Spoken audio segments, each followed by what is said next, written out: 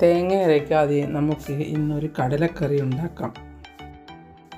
1 cup കടലയെടുത്ത് കുതിർത്തി 5-6 ആവി വരുന്നത് വരെ വേവിച്ചെടുക്കണം. ഇത് പുട്ടിൻ്റെ കൂടെയും ചോറിൻ്റെ കൂടെയും ഒക്കെ കഴിക്കാൻ നല്ല സ്വാദാണ്.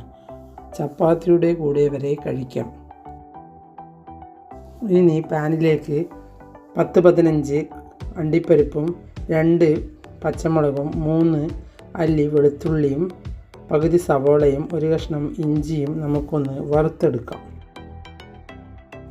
1 ടേബിൾ സ്പൂൺ വെളിച്ചെണ്ണ ഒഴിച്ചാണ് വറുത്തെടുക്കേണ്ടത്. തേങ്ങ അരയ്ക്കണം എന്ന് കരുതി ആരും വിഷമിക്കേണ്ട.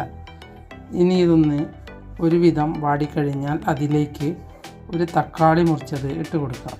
ഇതൊന്ന് നല്ലതുപോലെ വെന്ത് കഴിഞ്ഞാൽ അതിലേക്ക് 3/4 ടീസ്പൂൺ മല്ലിപ്പൊടിയും 1/4 ടീസ്പൂൺ മഞ്ഞൾപ്പൊടിയും 1/2 ടീസ്പൂൺ മുളക് പൊടിയും 1/4 ടീസ്പൂൺ കുരുമുളക് പൊടിയും 1/2 ടീസ്പൂൺ ഗരം മസാലപ്പൊടിയും ഇട്ട് ഒന്ന് ഇളക്കിയെടുക്കാം.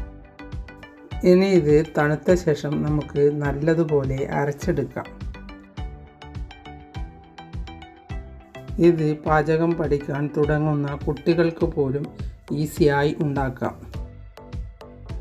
ഇനി വേവിച്ച കടലയിലേക്ക് ആവശ്യത്തിനുള്ള ഉപ്പിട്ട് ഒന്ന് നല്ലതുപോലെ തിളപ്പിച്ചെടുക്കാം. അതിനുശേഷം അരച്ചെടുത്ത മസാല അതിലേക്ക് ഒഴിച്ചു കൊടുക്കാം. ഇനി ഇത് നല്ലതുപോലെ തിളപ്പിച്ചെടുക്കാം. കടലയിൽ മസാല പിടിക്കുന്നത് വരെ തിളപ്പിച്ചെടുക്കുന്നതാണ് നല്ലത്. ഇനി 1/4 ടീസ്പൂൺ ഗരം മസാലപ്പൊടി കൂടി ഇട്ട് കൊടുക്കാം. പിന്നെ കസ്തൂരി മേത്തി ഉണ്ടെങ്കിൽ നിങ്ങൾ 1 നുള്ള് ഇട്ട് കൊടുക്കാം. ഉണ്ടെങ്കിൽ ഇട്ടാൽ മതി. ഇനി സ്റ്റൗ ഓഫ് ചെയ്ത് ഇതിലേക്ക് കടുകും കറിവേപ്പിലയും വറ്റൽമുളകുമെല്ലാം വറുത്ത് ഇട്ട് കൊടുക്കാം. നിങ്ങളിങ്ങനെ കടലക്കറി ഉണ്ടാക്കിയിട്ടില്ലെങ്കിൽ ഒന്ന് ഉണ്ടാക്കി നോക്കൂ.